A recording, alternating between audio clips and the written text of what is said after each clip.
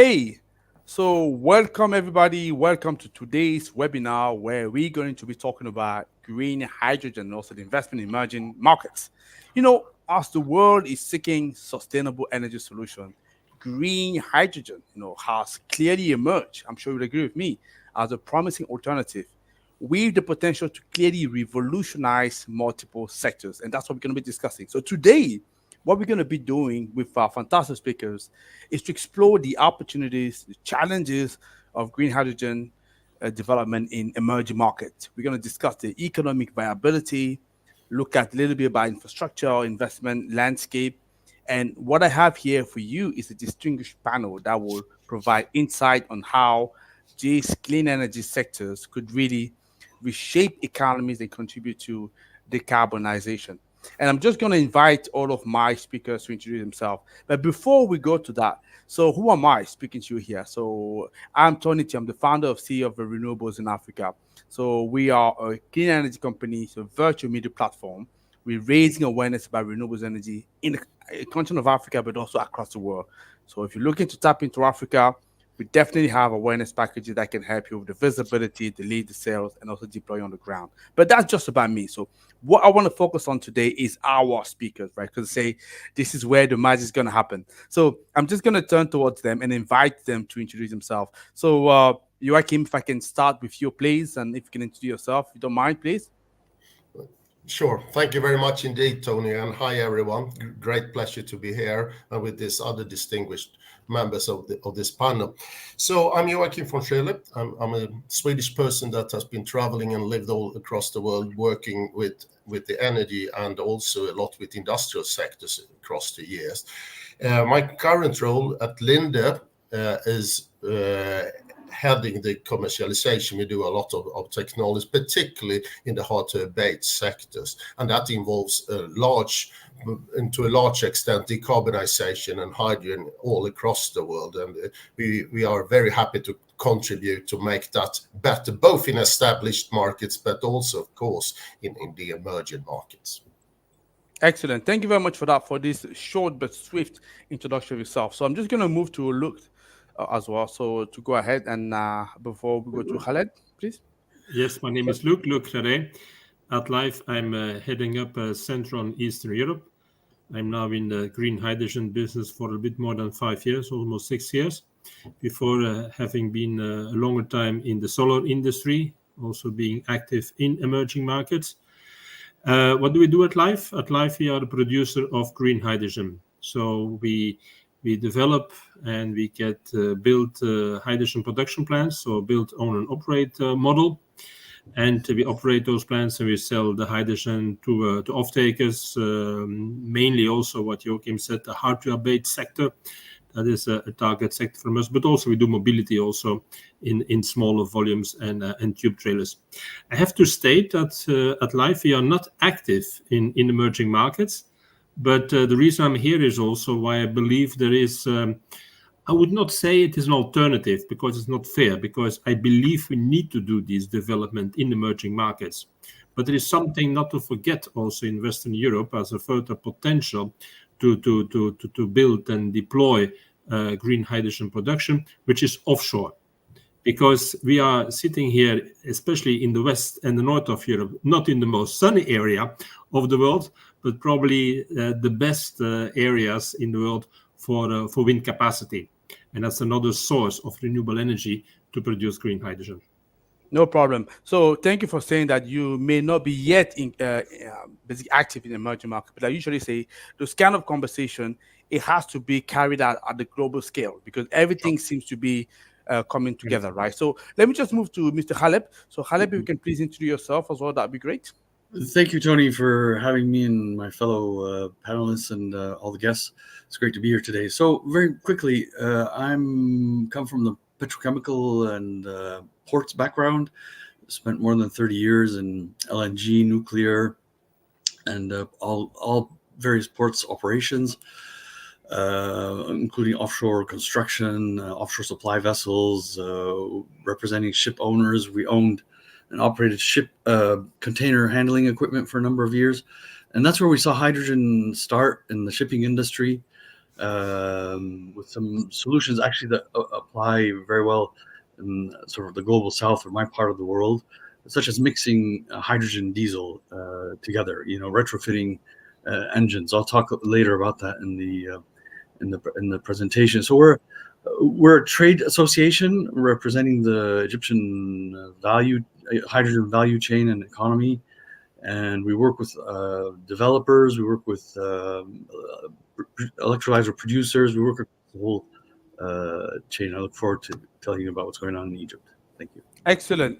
That's brilliant. So what we're gonna do, gentlemen, it's we're gonna go. I have a set of questions I'm gonna go through with you, and then if time permit, because we have about 45 minutes, so it depends how obviously how much insight you prepare to share.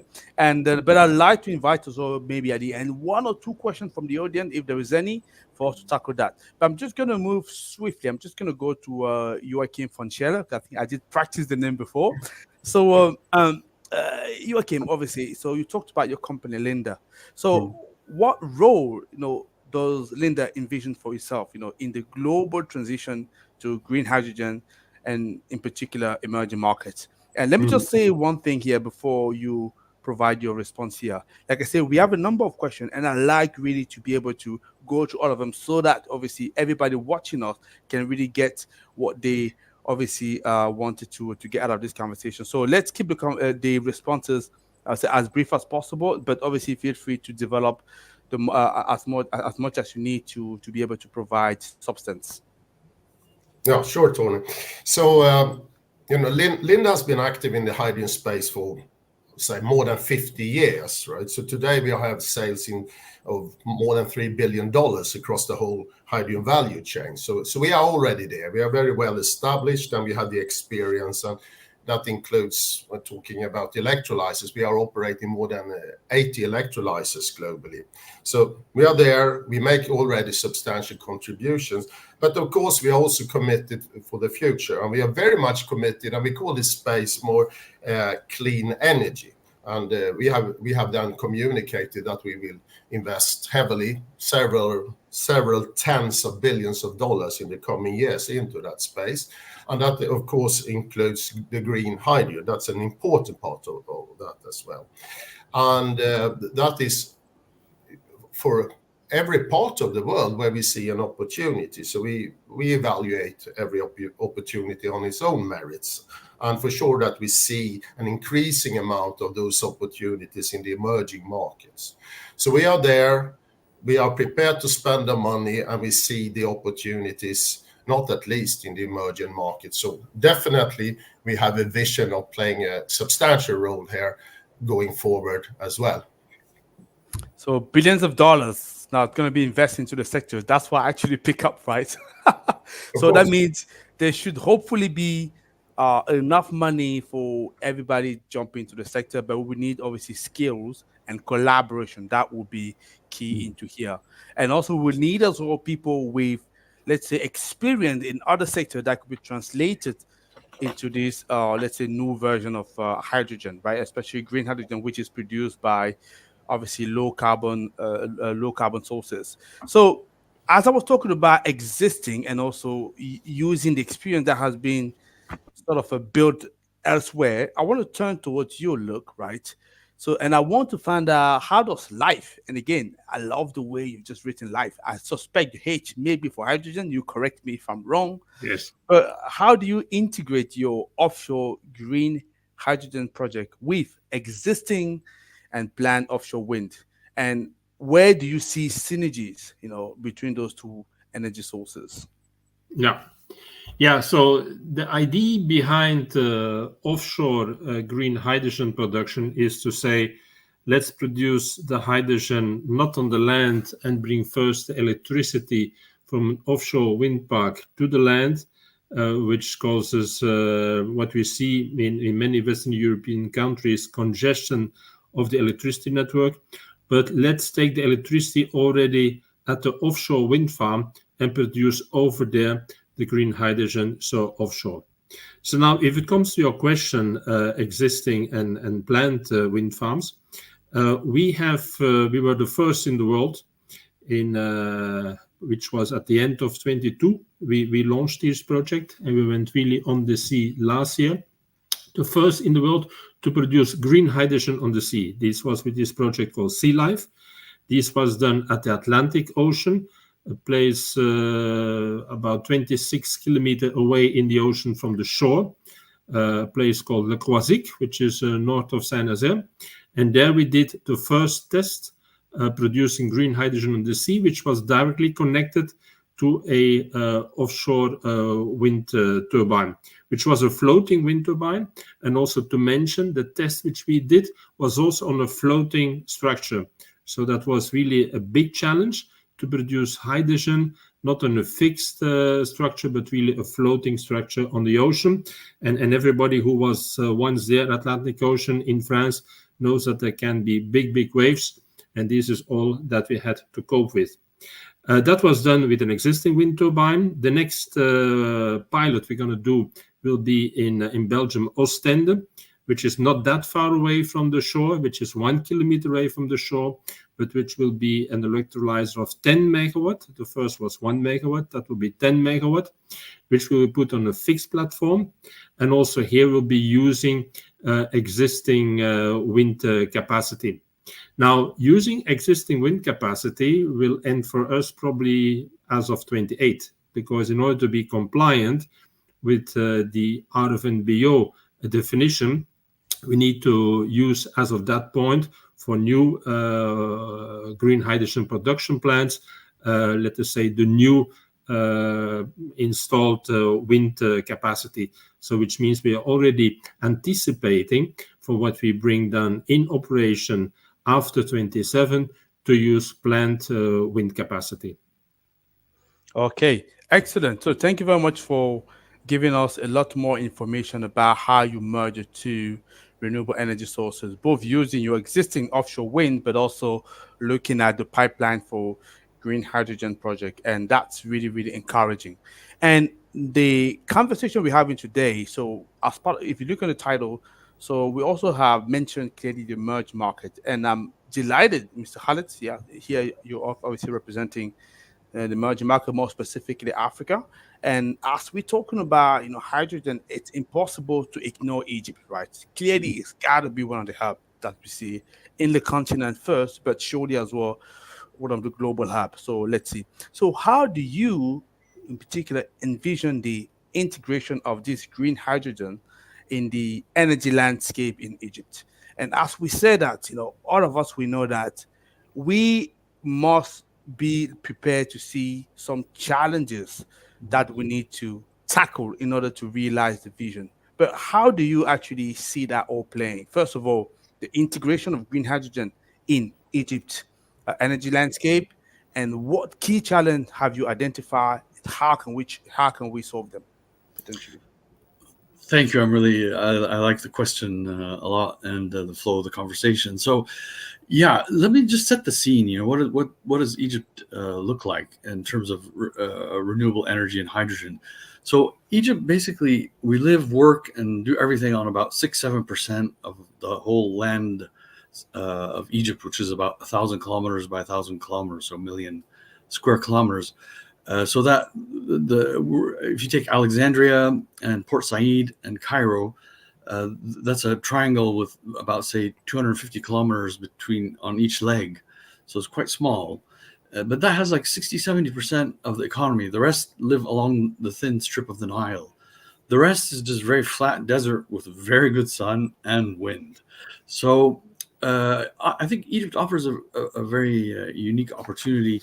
One, because of its location, and then two, because of we have great sun. We have it's a very dry desert. We have very good visibility, so we don't have humidity or too much dust. So we're looking at very low rates of PV power, something like 1 cent per kilowatt hour, and wind is also equally along the Red Sea. We also have a formation of mountains, and then the Gulf of Suez.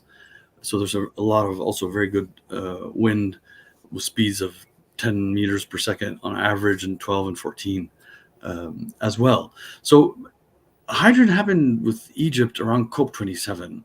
And the renewable energy story goes back about 15 years in Egypt when they set up the first solar park, which provides, I think now renewable energy provides something roughly around 20%, I think, capacity, but actual network usage is a different figure. But so what happened in COP27, we had a rush of developers coming to Egypt. So Egypt was already well positioned with its solar and wind industry that was already in place.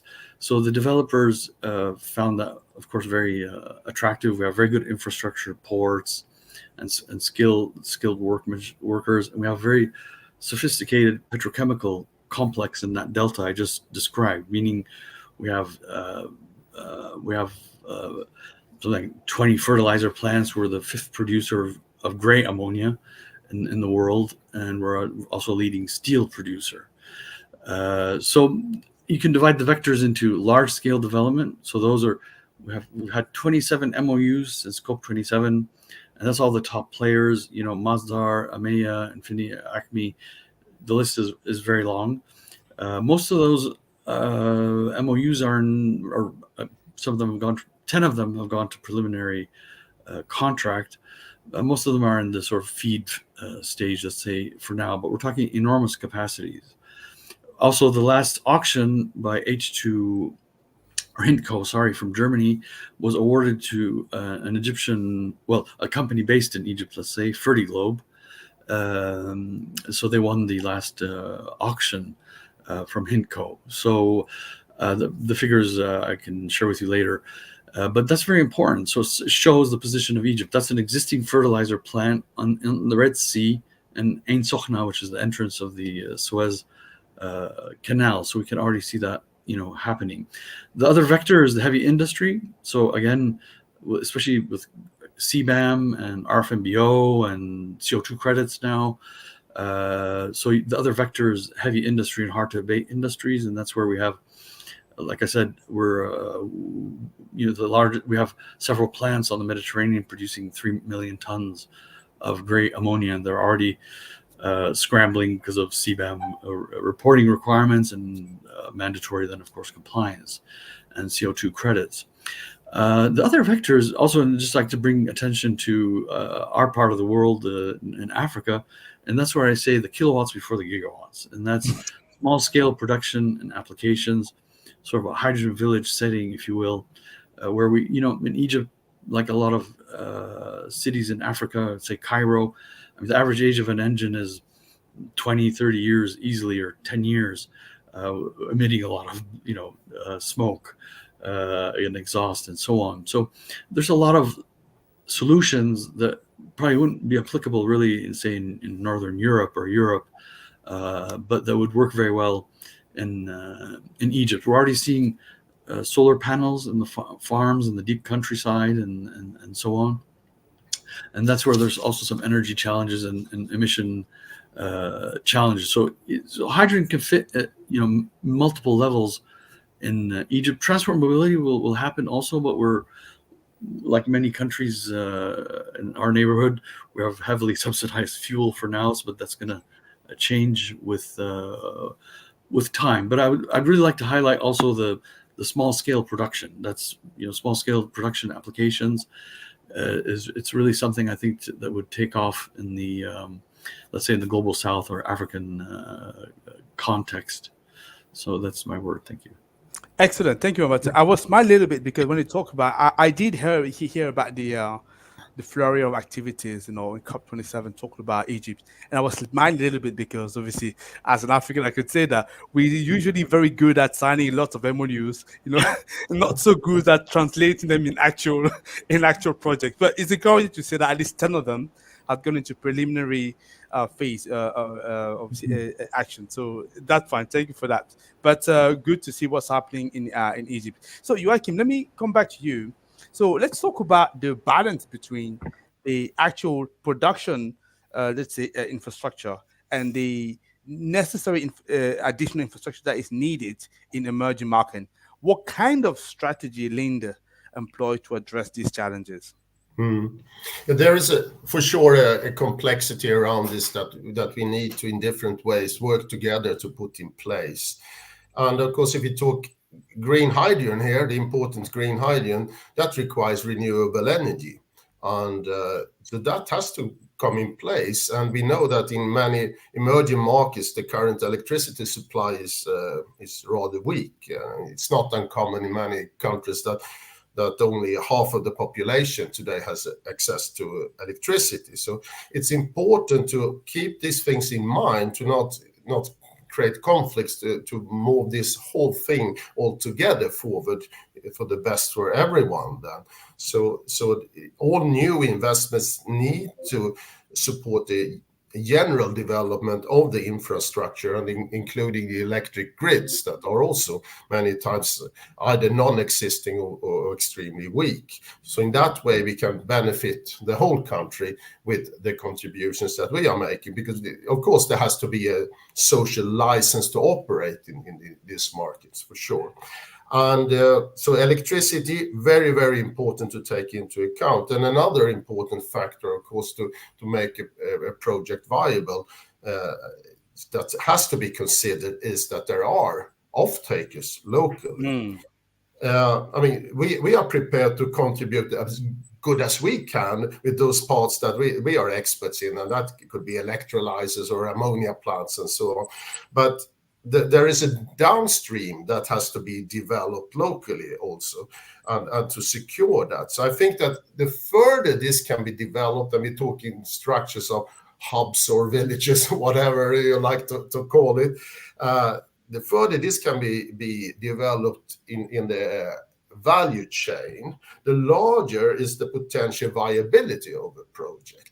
So I don't think we should look upon this that just making a very limited effort, but rather a joint larger effort, which then of course involves both governments on different levels, but a lot of other companies, local companies and other international companies. I think this is a very important strategy when we go to emerging markets, and that we can do that in such a way that we also cater to the development of that country, to create acceptance for the project, and to also create a further growth of that country, and that altogether creates a viability for the project, and we should not be afraid of developing the value chains locally, I would say. Yeah, thank you very much for that, Joachim. I appreciate that. And what is actually quite interesting here, so that reminds me a little bit when I started in this industry, renewables energy. At the time, actually, the new kid on the block was offshore wind. And a lot of the conversation we're going through right now remind me of this sound, right? So, like I say, it's almost like the history is going for full circle. So, look, just going back to you here. So, how do you see the future of this green hydrogen evolving in the next decade? It's important to say green hydrogen because the actual technology, hydrogen, okay, is already existing. But what we're doing right now, it's actually decarbonizing it, right? So, basically, producing it from clean source of energy as opposed to what is done right now. So it's important to mention that, to say that it's not really reinventing the wheel, but actually we're changing the way we actually powering this. So what future do you see?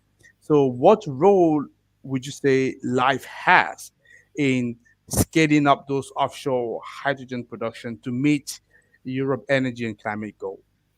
Yeah, the reason why we see here a very bright future for the production of green hydrogen in Europe is because of the following. Since I would say the last 2 years, we see that Europe has a very strong ambition to source its energy not anymore from one party or mainly one party, which has been done in the past. And what happened, everybody felt very clear what happened. The ambition now is to source from different sources, and that is what we talk here about, emerging markets, etc. So there is talking about MOUs, a letter of intent that we just spoke about Egypt. There are a whole number of MOUs signed already to import energy from many African countries or from Gulf states more, etc. But also what Europe has ambition is to deploy much more renewable energy. And that's the reason why many countries have put objective targets to build huge offshore wind capacities. Countries like Germany, they have announced that they would like to add another 60 gigawatt of wind capacity to the already existing 8 gigawatt of wind capacity. We see the same number in Netherlands. Also, they would like to have another 60 gigawatt extra on top of these, what we have today in Ireland, in Scotland. All areas where we have lots of wind on the sea have very ambitious target to bring offshore wind capacity in order, let us say, to be conform with the objectives of the EU. Now, the problem is that today, with the 8 gigawatt of offshore wind capacity in Germany, we have a big trouble to bring the electricity, which is produced in the north of Germany, to the south of Germany. So we have already years ongoing a discussion in Germany about NordLink and about SouthLink, more than 10 years discussion, and still we don't have the electricity line going from the north to the south, and where they discuss about a capacity of 2 to 3 gigawatt. Now, what is happening in Germany is they are refurbishing existing natural gas pipes to use them for hydrogen. That's what they call the hydrogen backbone. Why do they do this? Because the consumption of natural gas is declining in Germany. They managed over the last 2 years to decline with more than 20%. So these pipes are becoming, big of them, part vacant to be used for something else. And something else is hydrogen transportation.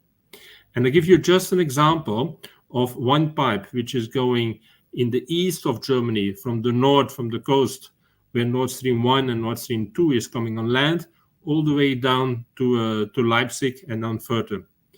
This pipe is today a natural gas pipe and was meant to transport the natural gas from Nord Stream 1 and Nord Stream 2 coming from Russia all the way down in the country.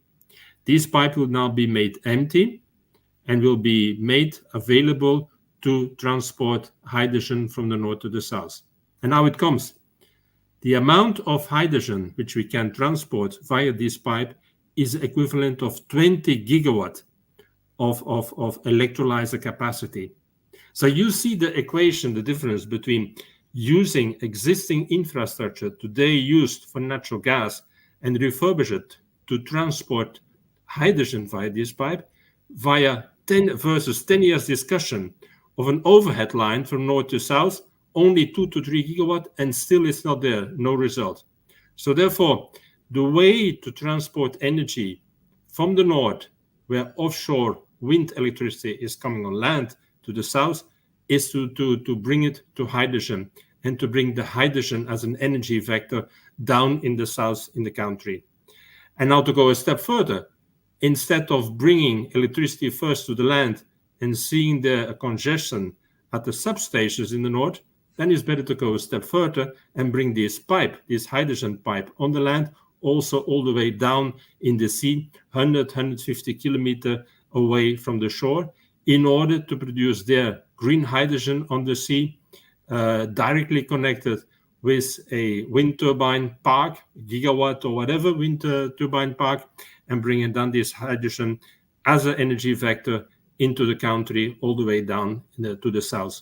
And I think that is, let us say, the very bright future which we see for offshore hydrogen production, not only in Germany, in the Baltic, also in the Netherlands, in the North Sea, but also in Scotland and Ireland, and probably also over time, more direction Asia also, North America is also a potential for this. Yeah, thank you. That's such a beautiful answer here that you've illustrated, you've shared with us, Luke. Because so as I say, so we talked about people listening here, looking at what are the opportunities for hydrogen. Clearly here, what you've highlighted, it's how can we use the current, let's say, energy crisis situation that we have in Europe to really open up large opportunities for hydrogen. And that means as well, people in the supply chain of this industry, I'm hoping that you're really listening, because clearly it can't be clearer than what Luca just said here. So obviously we need to bring the power from the north, Germany, to the south, We can't use the existing infrastructure. We need to make up something on hydrogen. So that means if you're in the supply chain, this is straight on opportunity. If I were you, I would be all over the place reaching out to look right now and also having the conversation, but also all the other two speakers. So I'm back to you, Khaled, because here is another key question that I have been hearing a lot because say renewables in Africa, we're dealing a lot with all renewables energy in the continent. So the potential is huge. Everybody needs hydrogen to pick up, right? Especially Europe, right? And Egypt is not kind of, it's actually well placed to deal both with Europe but also Asia, Middle East, right? So the opportunity is there. But some people have been saying that, it has to be so ethical as well, right? We shouldn't just repeat the mistake that we had with oil. Can you hear me, guys? Yeah. Yeah, yeah. We shouldn't just repeat the mistake of what we had with oil and gas, whereby everything is sent up to the north. We don't even keep the refinery for us, and after that, we pay that back. Even more more expensive prices. So, my question to you: we don't want to repeat that. We want to make sure that now with hydrogen, we can also use that to properly further develop the continent, and in this case, specifically Egypt. So, what, according to you, are the promising sectors in Egypt that really can benefit today from green hydrogen? And how are you, how is actually the organization that you represent, which is Hydrogen Egypt, is actually facilitating the adoption of those technologies with this industry that you will have identified? Sure. No, thank you for that question. So yeah, I mean the promising sectors, I'll just go back, quickly run through them and then focus on one part of it, which is what it looks like in a local context. So obviously the export part is sort of more well defined in terms of it initially would be with green ammonia and ships going to mainly Northern Europe, although we're looking at how we can foster more cooperation in the Mediterranean as well. And then, of course, the heavy to abate sectors, like I mentioned as well. But again, looking at a sort of global south perspective, what I would say there is most of the national plans are sort of reactive to the import requirements from Europe. And like you said, for a lot of times in this part of the world, you feel, oh my God, this is again the same cycle repeating itself with gas and oil and other extractive practices. So here we're working, especially focusing on sort of from the ground up national plans or addressing more on the ground level opportunities for hydrogen in the economy of Egypt. And again, also looking sort of like collaborative approach and also integrating. So I think we're looking at something like hydrogen valleys from, say, Cairo to Alexandria. And actually, the EU we're looking at that, and we're involved in some of the hydrogen valleys in Europe, like the Greek Hydrogen Valley Triers project and others. So again, I would also invite all I'm saying invite, but encourage the developers and of course the local governments in our part of the world to see that it's not just a matter of exporting the green hydrogen, but actually decarbonizing the operations that happen around the port and go further down. There are opportunities. There are opportunities to decarbonize the heavy industries, in particular around the export ports. There's all the way from small and medium sized up to the large, of course, steel plants and so on, situated around these ports that are going to export hydrogen to Europe. So that's, I would say, is currently most of the developers are looking, especially large scale, let me just fill up my ships with green ammonia and I'll take off. But it's also on us. Yeah, but it's also on us and the global south to create that narrative and define it and talk about it and even talk between. Again, we're doing a lot of the same practices. We mainly talk to Europe. We don't talk to like Libya, Algeria, Morocco, and other African countries like South Africa or whatever.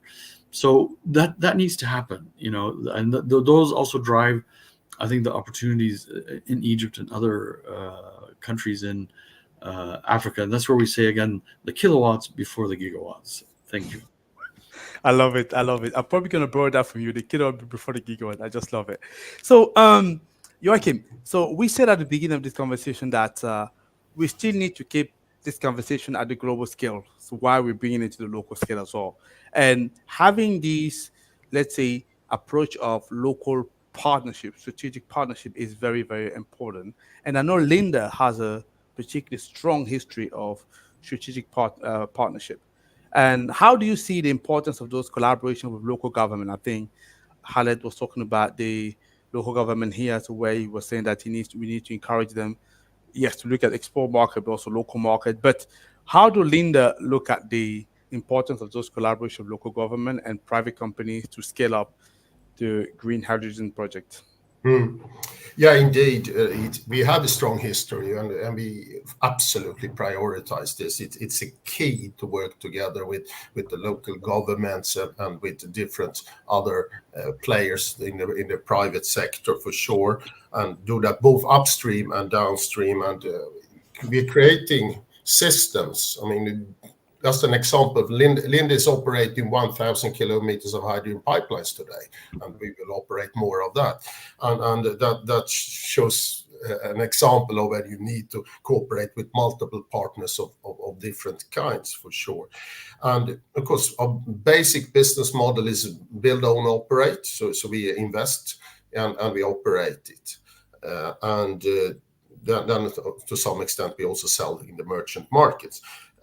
So it's important that we secure the necessary infrastructure for that, together with the local governments and different private companies as well. And that goes for the electricity, as we already discussed, the land, ports, etc. But also that it's created, and I touched upon that already, that we create the preconditions for growth in an area with this, where the green hydrogen then can be a key factor. So we can develop those hubs or valleys or whatever we talk about here. Hydrogen is difficult to transport as such, and the best is that if we can produce it on a large scale locally and then use it locally where we produce it and build up industries around that.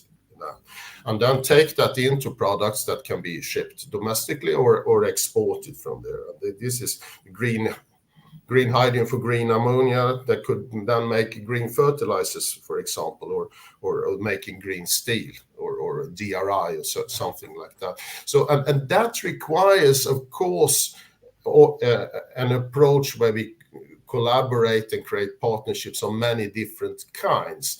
And those are investments that everyone is making that will be there for decades, right? We are not investing for 1 or 2 years. We are investing for 15, 20, 25, 30 years. And we need to create a system where everyone is benefiting from it, all different kind of stakeholders, and to find that type of environment. And this is what we are looking for, and something that can then grow in a positive way over time, also in a sustainable way, of course. Yeah, absolutely. And I'm sure the message is actually quite clear here. So I want to move to you, Luke. But before you actually respond to the question that I'm going to be asking in a minute, I just want to say to the public listening to us here, so we have about 20 minutes left in this conversation, so at the max, right? So if you have any question, any burning question that you want to have, I'll be happy to prioritize that. So make sure that you actually send it to us right now.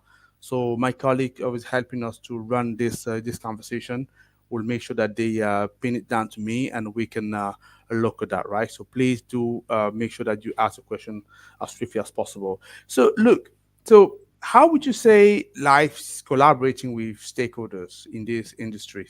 Because we all want to ensure that we have a successful deployment and operation of offshore hydrogen plant, because we're still relatively at the beginning, and we'd say that there's going to be a large amount of money would need to be invested, but we're going to go faster, obviously, if we collaborate. So how do you actually do that with various stakeholders? Yeah.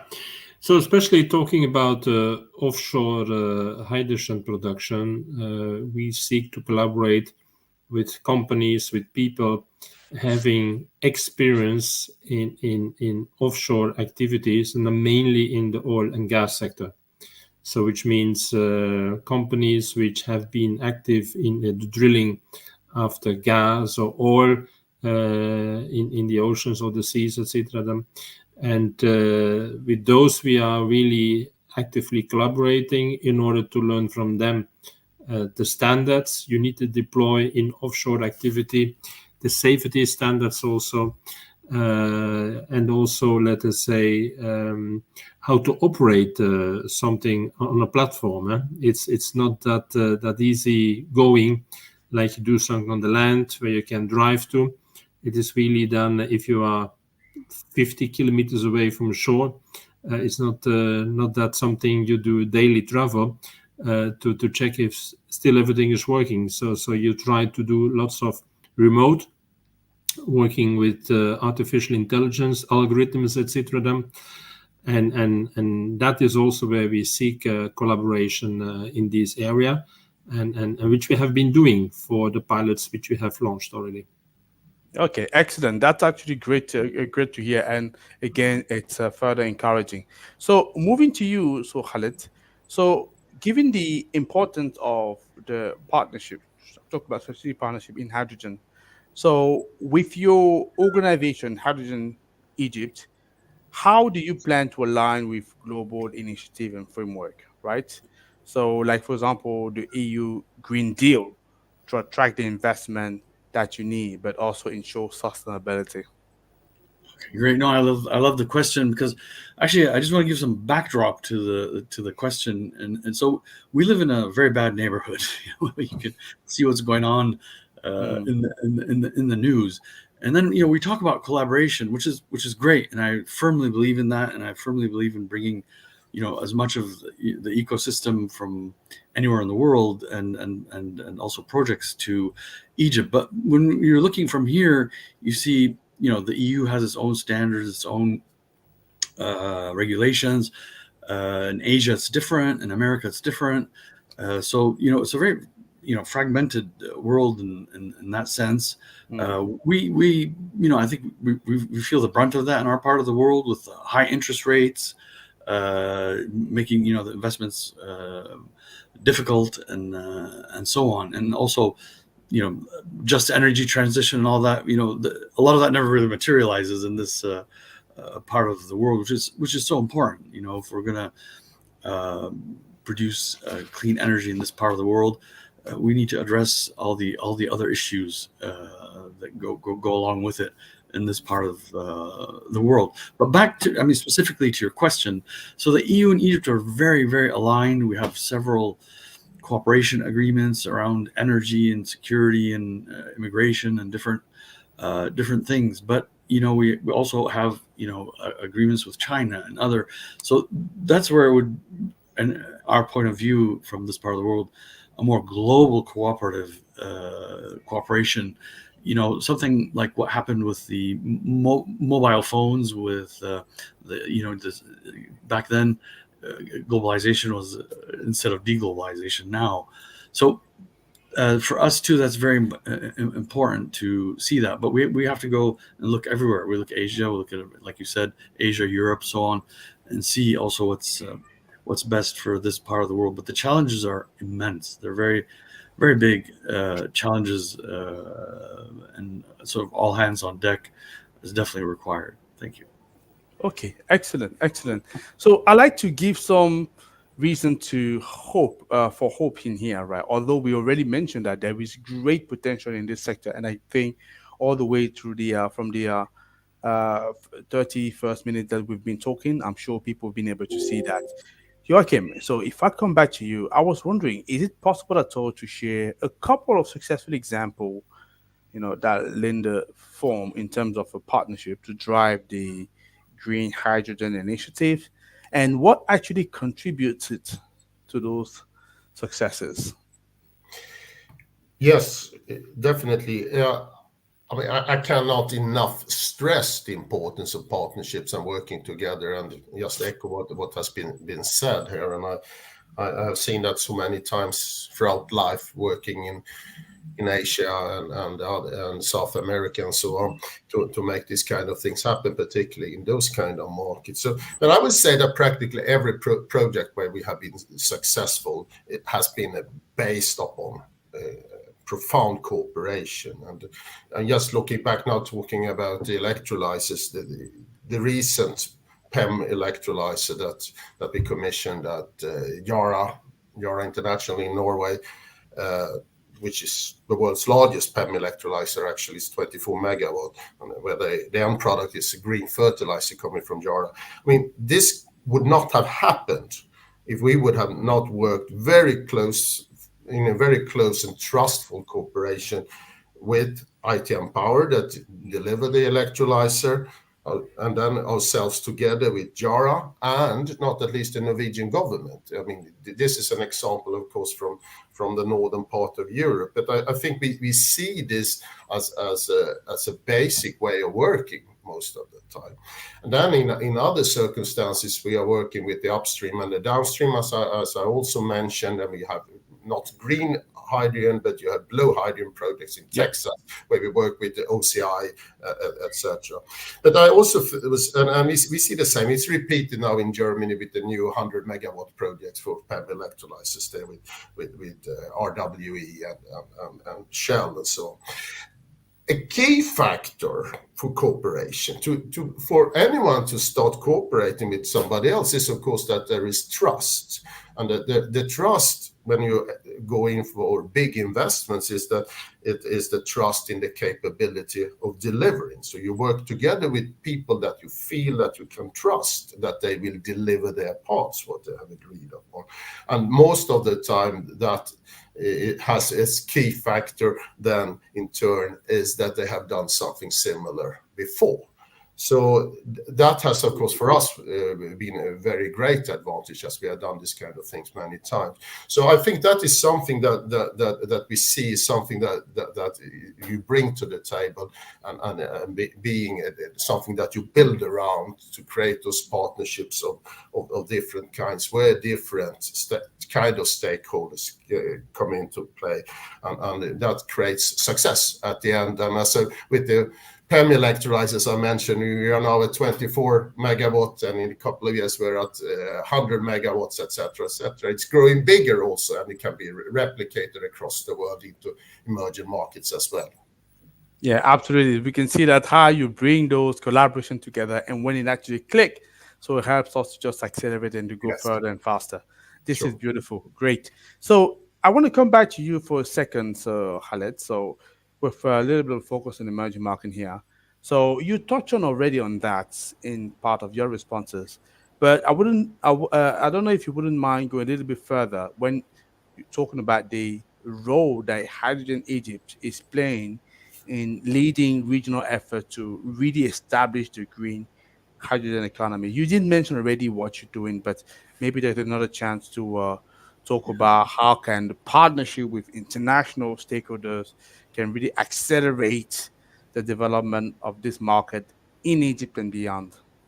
Yeah, absolutely. No, thank you. I mean, because that's really a great question. I pick up on what Joachim and Luke said too, as particularly Joachim, about producing the hydrogen locally and using it and developing also the technology locally to produce the electrolyzers.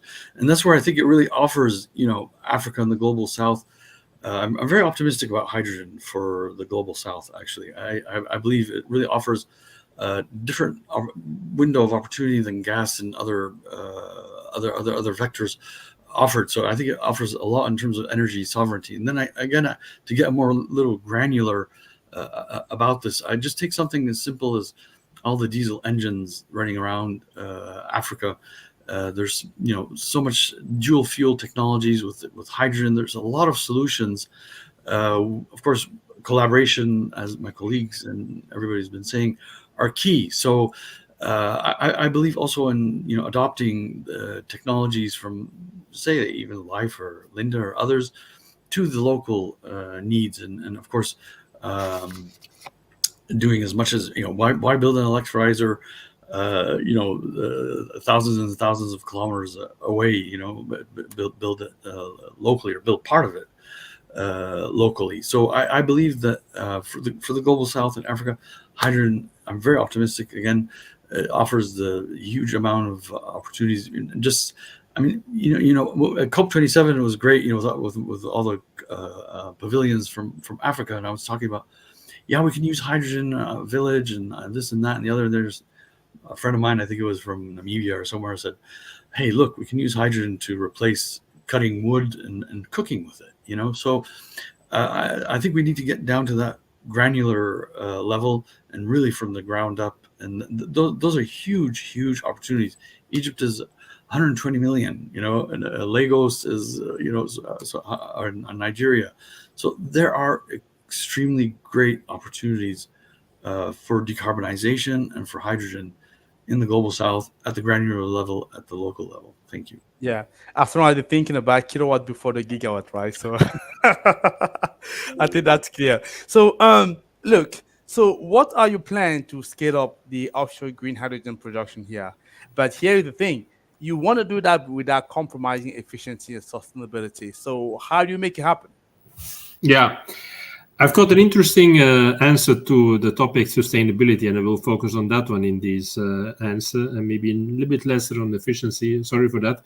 But you will immediately understand also what I mean with sustainability and offshore hydrogen production. So in general, what we see is since 1950 is that the oceans all over the world are lacking on oxygen. So that the amount of oxygen in our oceans is reducing over the last 70 years.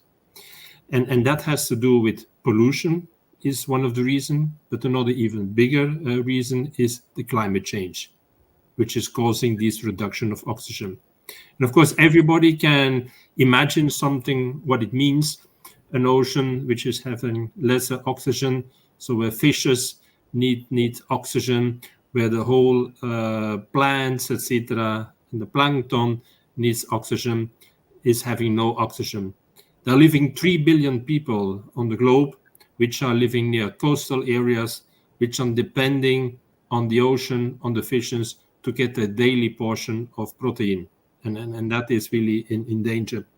So in general, to give some numbers, and there is a phenomenon called anoxia.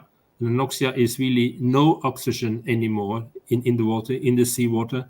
And they are identified now in a couple of years ago, 900 of these areas all over the globe, which is 90 times more than it was 50 years ago. So I think there is some clear link also proven by scientists with the climate change. Now, what has this to do with the production of green hydrogen on the sea? Now, if we produce green hydrogen, we take water and we take renewable energy, we put it in an electrolyzer, and we get on the one side hydrogen, that's the product which we use, which we bring to the land, and which goes in industry, in mobility, etc. But we produce also oxygen. And a typical would say, yeah, we don't need the oxygen, it's too complex to bring to the land, we just vent it in the air. Now, what we have been doing research on over the last years at LIFE was to put this oxygen in the ocean, back in the ocean. So we take the water out of the ocean, we make hydrogen out of this, and the other byproduct is oxygen, and we put this back in the ocean. And we have been the last 3-4 years starting to doing with mathematical models and supercomputers to make a global model of what it would mean to put this oxygen back in the ocean.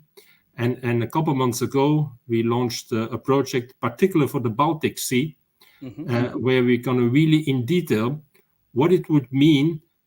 But the Baltic Sea is really one of the examples losing massively oxygen over the last years, to put it back in the ocean. And let us say, we talk here about very deep in the ocean to put this oxygen back.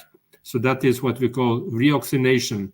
And that is really what we believe is let us say, the double gain which you get with offshore hydrogen production.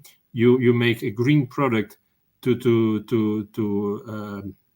decarbonize the industry hard to abate, for instance, but you get another nice by side effect, which is you get oxygen, and these you can put back in the ocean into reoxygenation of the oceans. Yeah, that's amazing, Luke, because hearing from you about all those technicalities and innovation that you guys are working on make me feel really ignorant on the topic. So thank you for sharing that. So let's go to the last round of questions. So we're probably going to be a little bit basically longer than the 1 hour that we anticipate at the minute. But I'd like to go to those questions, and obviously going to call on new speakers to obviously provide as succinct answer as possible. But it's important to go through that. So I want to start with you, Joachim. So we say that already it's going to require a lot of money, the green hydrogen project. You obviously one of the pioneer leaders. So what role would you say you could play in securing financing for this project? Because like I said, it's going to need a lot of money still, right? Before we Yes. can get to something that is much more reasonable. Yes, it requires a lot of money, and of course it's also important, and I will address that briefly, that the cost of Hello, Joachim, producing- can you hear me? Yes. Yes. Yeah. Can you hear me? Is okay? Yeah. I Okay. think, Tony, you have an issue with your line. Yeah, there was something that Joachim? broke up at all. Can you All hear right. me? Yeah. Okay. Let me proceed then. So. Hello, Joachim, can you hear? Yes. And Luke and Khalid, you can hear me, right? So Yeah. Okay, can you hear me now? Yeah. Yes. Yeah. Yeah. Okay. Okay. So All right. so if you can hear me, have you heard my question, or do you want me to repeat? No, it's fine. It's fine, Tony. Thank you so much. I'm happy to address that. And I think it's good to say a few words about the cost of producing hydrogen related. Okay, Joachim, do you want me to repeat the question, or are you fine? No need for that. Okay. So when it comes to Linde, and as I mentioned earlier, we do build on operate. We are very happy to finance our part of the projects without any issue if we can find a viable project. And as we are a huge company, I mean, we have sales at $33 billion, and we have a credit rating of with an A. Then of course that can help the whole project. So if we can come in, we take care of our part of the project, and that will also help other parts of it, because I think the project typically, as we discussed, is larger than just our part. And that can create trust when it comes to the financing for other parts. And we also, of course, have the experience, as we talked about, dealing with different type of partnerships. But to create a viable project, we have to find the locations where we have the low cost electricity supply, where we have the renewable energy at a low cost. If you look at Europe today, 70% of the cost to produce hydrogen in an electrolyzer is the cost of electricity, and about 30% relates to the electrolyzer. So if the cost of an electrolyzer is cut to half, we reduce the cost by 15%. But if we cut the electricity cost by half, we reduce the cost by 35%, right? And so it's very, very important. It's extremely important to find those places where we have cheap renewable energy. So we need to find a combination of these things and to make a viable project. I think that from a financing point of view, we are there to put in the money that we have, and we are happy to do that when we find a viable location. And a viable location is strongly tied to that there is a stable, low-cost supply of renewable energy. And with that, I think we can create an enormous amount of successful projects in emerging markets as well. Okay, excellent. Thank you very much for that, Joachim. And I would like to also congratulate you for your professionalism. You've not been disturbed by my weak Wi-Fi issues, right? I definitely need hydrogen here to bring me stable connection. So, look, I'd like you to talk to me about the most successful partnership that Life has had, in terms of offshore green hydrogen space, and how these collaboration accelerated the development deployment of your project. Yeah. So nice example I could mention was about the Sea Life project, which was our first pilot, which I explained happened in the Atlantic Ocean in France. And that was done on a place in the sea which has been defined by the government as a test field. Place is called SEMREF. You can Google on that one. We work together with Centrale Nantes, which is a very famous university in the marine sector, especially also in France, providing engineering there and working on these test field together with another organization called Open Sea Foundation. And that gave us a possibility to accelerate very quick without a very complex permitting process to go on that test field. In that test field was also this offshore wind turbine, which was the first offshore floating wind turbine in France. We were about 1 kilometer away on the sea from these wind turbines. So I think that was maybe a little bit lucky we had by choosing to go in France with these and getting offered this test field. And we were able to get this pilot up and running in 16 months, in less than 16 months from the first conversations we had with all the relevant parties, including the electrolyzer manufacturer. And I think that is really also another world record, which we put it by being the first deploying offshore green hydrogen production. Okay, thank you very much for that. So last but not the least, let me come back to Khaled. So looking at the competitive landscape of green hydrogen in emerging markets, because as I say, it's a new market. There's a lot of countries that want to be a hub. I know Egypt is one of them. Namibia, I'm sure you heard of it. Morocco as well, South Africa. So how does Hydrogen Egypt want to differentiate itself to attract strategic partnership? And what would be the unique advantage that Egypt offer to the global investors, but also stakeholders? Yeah, no, thank you for that question. It gives us also an opportunity to market ourselves.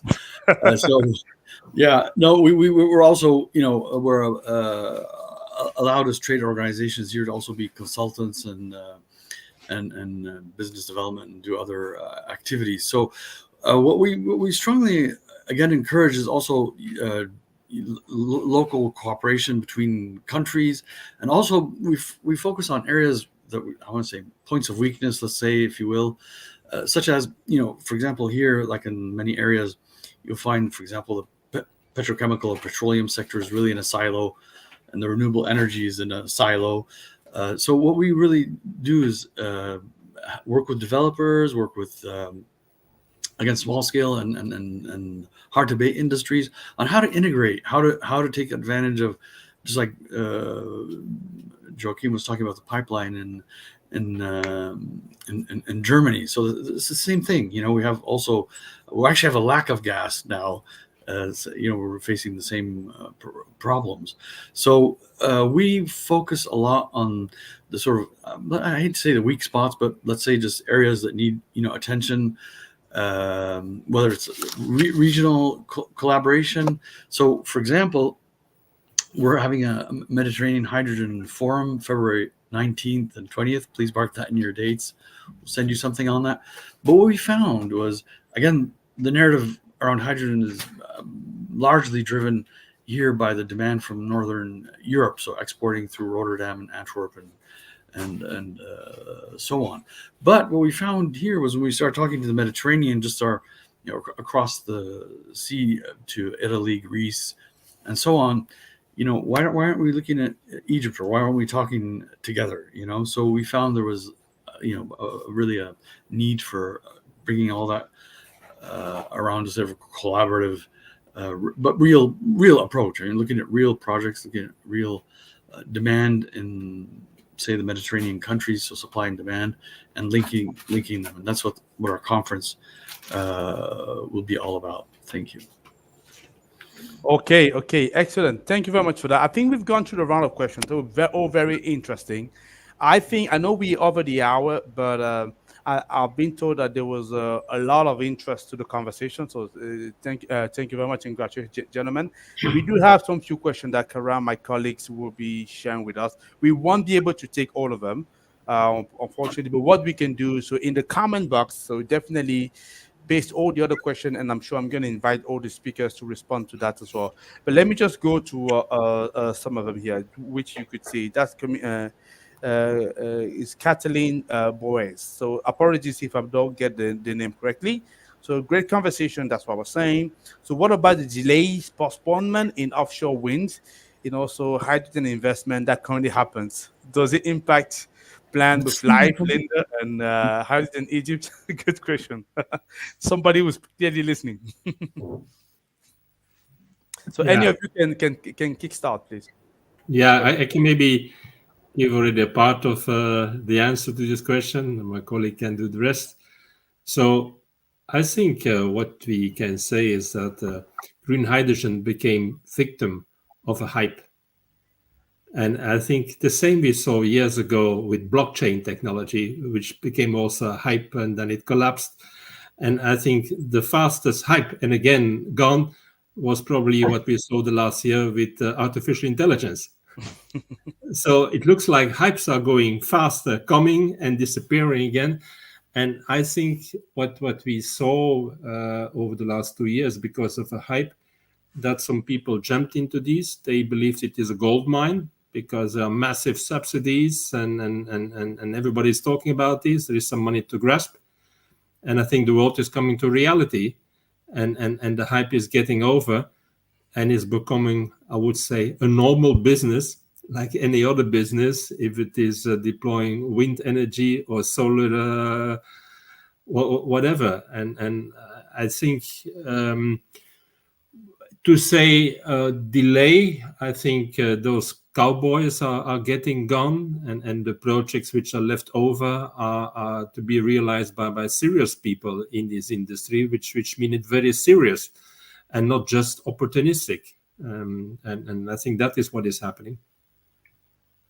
Thank you very much. I think this is a question that is rather focused on Europe, I would say. I don't see the same development in other parts of the world, so I think it has slowed down a bit in Europe, and can only echo what Luc said there. But I see how things are seriously moving nicely forward in some places in Africa. I just came back from China. China has not been at the forefront in driving this, but is now moving, and it's moving faster and faster and picking up. So I do not see, for us as a global company, I think that we see more and more things in general moving faster than moving slower, and moving on a much more solid ground than was a few years ago. And as Luc referred to, all was so in Europe so based on taxpayers' money and so on. I think we are seeing developments that are more proper business cases also, but Europe definitely slowing down, or better say sobering to a certain extent. Yeah, that's good. Yeah, so taking a stab at that as well. I grew up in the LNG business and gas business. I worked in Algeria in the 80s, and I worked on a 12-station LNG plant. I remember how painful it was, the early days of LNG and getting LNG going, and it was point-to-point sale, and really countries, I think it was Japan, and I don't remember who was, they had to really, really, really, really work together to get LNG going. But LNG now is a liquid market, and it's even more liquid than, say, green than ammonia, and so on. So I think there's a lot of lessons that we could learn from the LNG side. So and clearly in Egypt too, we have 2 LNG plants, so we know that. But back to, for Egypt, the hurdles again, are the high interest rates, the looking at, Tony, you probably know this very well. The debts some of the countries have in our part of the world really are an impediment to investing.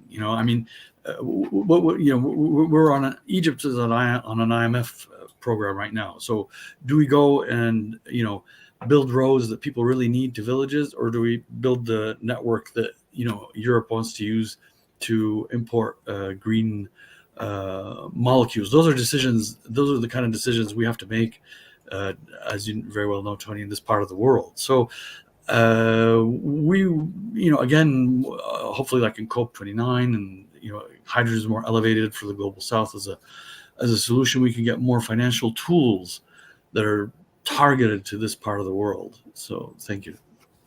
Excellent. Great. Thank you very much for your answer there. So let's move on to the second question that we have, which is Dr. Thomas Niehoff. So I love the passion of the talks. Well done.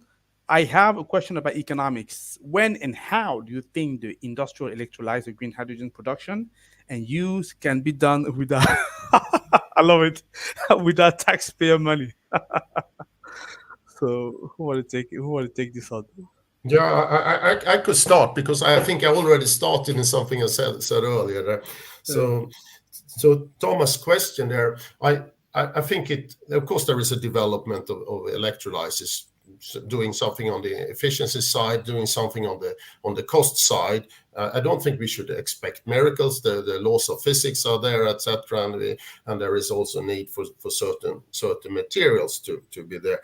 But what we rather would see, and why it's so interesting to have this discussion that relates to emerging markets, where there are so good opportunities, at many of them, Egypt as a great example, to have a renewable energy supply at a low cost.